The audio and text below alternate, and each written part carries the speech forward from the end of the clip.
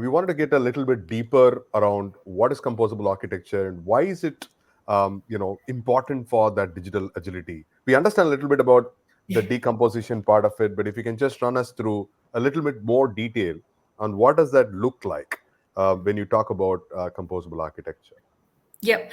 I'm not going to take credit. Of course, definitely, I cannot take credit of this word composability. It was given to us by Gartner. And in fact, the point that I was mentioning earlier is that it actually coincided with the COVID-19 been hitting and how the banks and industry, actually not just bank, this concept was across the whole industry.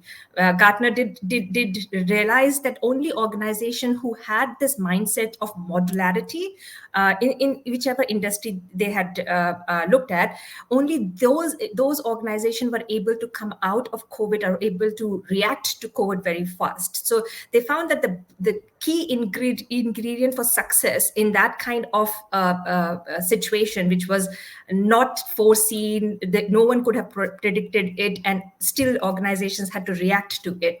And hence this concept of composability was floated by Gartner.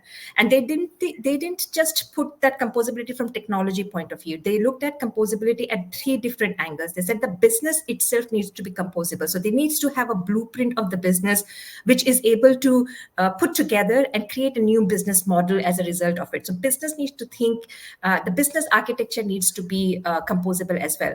And of course, we are obviously looking at technology enabling our business, and hence the way we're looking at our technology also needs to be composable. So we need to understand what are these building blocks that we have in our technology, which are then supporting our business. And the third part was the thinking of mindset of that everything is going to keep changing. Things are uncertain. We don't really know everything at the start, but we're going to keep building on top of it. With that three angles and minds things in it, they looked at four different characteristics of composability. One was that any kind of composable architecture needs to have first a capability to do orchestration. So when we're building these building blocks, we should be able to think of tying these building blocks together and orchestrate whatever we want to orchestrate. So any business event, even if it's something that is unforeseen, because we know this building blocks, we are able to orchestrate and react and create a new process on top of it. So that's the orchestration part of it. Then comes the discovery part of it, that we are building these building blocks, but we should be able to discover. So it should not happen that part of the organization is building it, but the rest of the organization doesn't know it. So they end up going and building something else.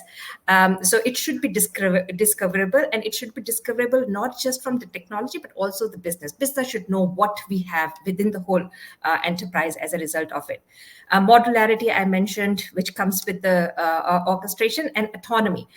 So when we build these building blocks, composable building blocks, they should have the autonomy in terms of people, processes to manage it, operate it, run it, and be able to change it as well. So the autonomy should be given to that each of the building block itself. So these were some of the concepts that they brought together to explain the composability and composable architecture. I like the word like autonomy, because if you look at building high performing teams, and every team today, either they are actually organized by squads or pods, one of the parts is that do you give them enough amount of autonomy to do what they wanted, right? So Yes.